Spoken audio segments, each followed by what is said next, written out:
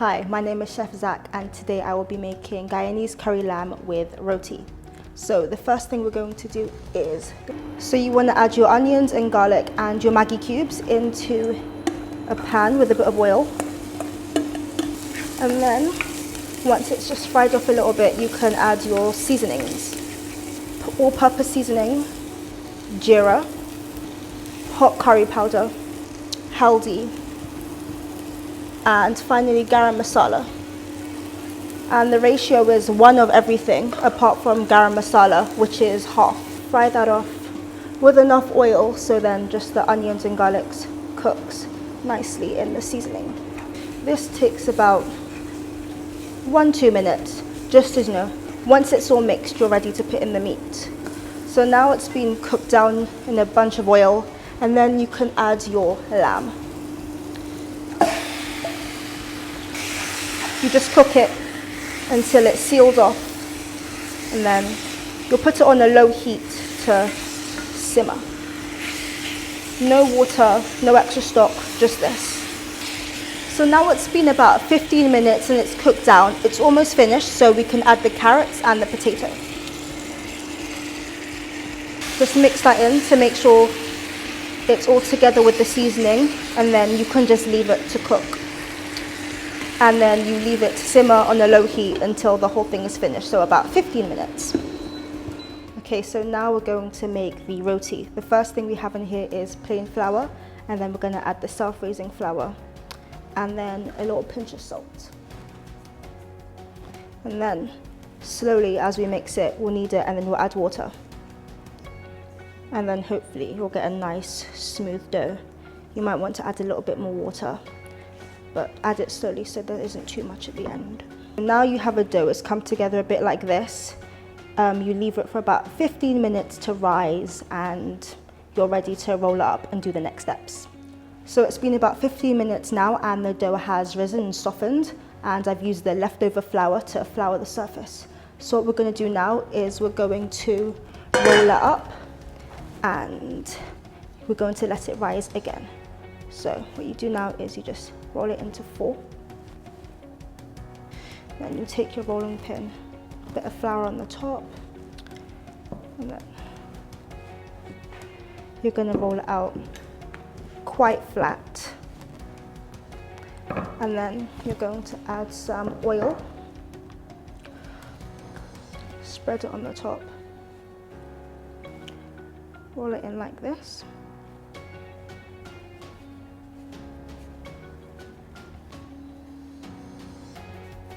And then roll it up like this. And then just tuck it in, and then we'll do the same for the rest of them. Now our roti's been resting about another 5 minutes, so we're ready to cook it. First we're going to flour the surfaces again, just to make sure nothing sticks, and then we've got our roti, a bit more flour, and then we're ready to roll. You want to roll it out quite thinly so it cooks faster. Just making sure that it gets in a nice circular shape. Now it's ready to cook, so you stick it onto the pan, no oil. Just leave it on there for a bit. And then while that's cooking, you want to add some oil to the top. Just spoon it on like this, and then you just leave it. You want to cook this on a medium heat until you start to see bubbles rising a little bit from the bottom, so the bread will start to pop up like this. When this starts to happen, you know you're ready to flip it over. It's ready, and then a nice flip, just like that. Just plate it up, and then this is the finished product.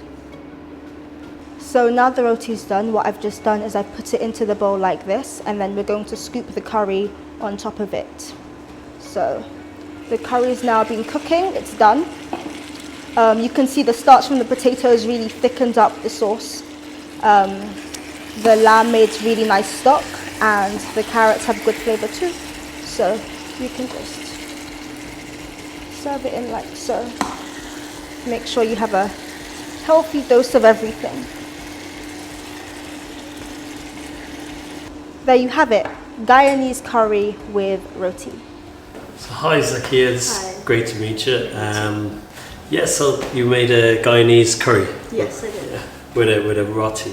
And can I ask you, just when you were doing the vegetables there, I noticed you hadn't peeled the vegetables and stuff. Is there any particular reason for that? Is it just for convenience? Or? Well, I was always told that not to peel the stuff because all the nutrients are in the skin. So I guess that's just always how I've done it. Great. And speaking of nutrients as well, I suppose you could add all sorts of vegetables really into it, Yeah, could you? yeah, of course. A common one I like to do is chickpeas, broccoli as well.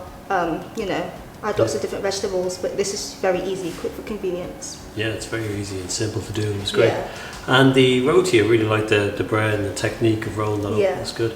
I suppose we could also, to add a bit more fibre into that, we could use brown flour and gram flour and stuff, couldn't we, I suppose, and make a brown version. You definitely can. You could experiment with the different types of flours.